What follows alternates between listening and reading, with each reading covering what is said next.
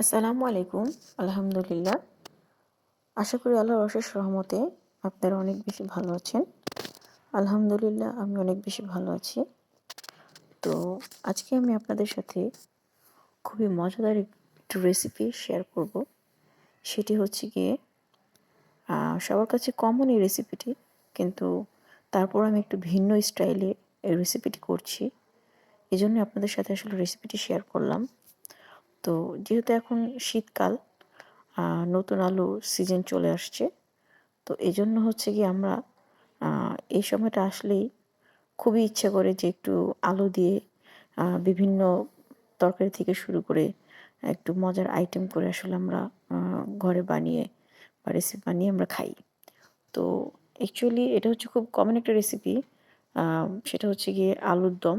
আমরা মোটামুটি সবাই আলুর দমটা করতে পারি বা করে থাকি। তো এখানে আমি একটু ভিন্নভাবে করে রাখছি। সেটা হচ্ছে গিয়ে আ এখানে আমি কিছু আলু ভালো করে পরিষ্কার করে ধুয়ে নিয়েছিলাম। আর আলুগুলো দেখেন আমি স্কোয়ার কাট করে রেখেছি।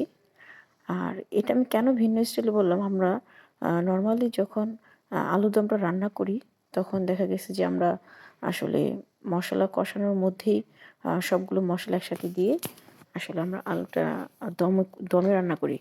তো এটা হচ্ছে গিয়ে একটু ভিন্ন স্টাইল, এইজন্য বললাম। আলুটাকে আমরা ভালো করে পরিষ্কার করে ধুয়ে নিয়ে তারপর হচ্ছে গিয়ে আমরা যে মশলাগুলো বা উপকরণগুলো দিব, সেটা দিয়ে হচ্ছে গিয়ে আলুটাকে খুব ভালো করে মেরিনেট করে নিতে হবে। যেমন এখানে আপনি আদা বাটা, রসুন বাটা প্লাস হচ্ছে গিয়ে হলুদের গুঁড়ো, মরিচের গুঁড়ো, আ ধনে গুঁড়ো, জিরে গুঁড়ো সব একসাথে মিক্সড করে আমি এই আলুটাকে ০.৫ ঘন্টা প্লাস ১ ঘন্টার জন্য মেরিনেট করে রেখেছি। এতে করে হয় কি, মশলাগুলো খুব ভালো করে আলুর সাথে এটা অ্যাডজাস্ট হয়ে যাবে। যখন অ্যাডজাস্ট হয়ে যাবে তখন দেখবেন যে আলুটা খেতে খুব ভালো একটা স্বাদ লাগবে। একটা ভালো একটা ফ্লেভার বা মসলাগুলো সম্পূর্ণ আলুটার সাথে অ্যাডজাস্ট হয়ে গেছে। খেতে খুব ভালো লাগবে, টেস্টি লাগবে। তো এইজন্য আমি একটু আসলে ভিন্ন স্টাইলে রান্না করলাম। তো আমি এখানে আলুটা মেরিনেট করে রেখেছিলাম।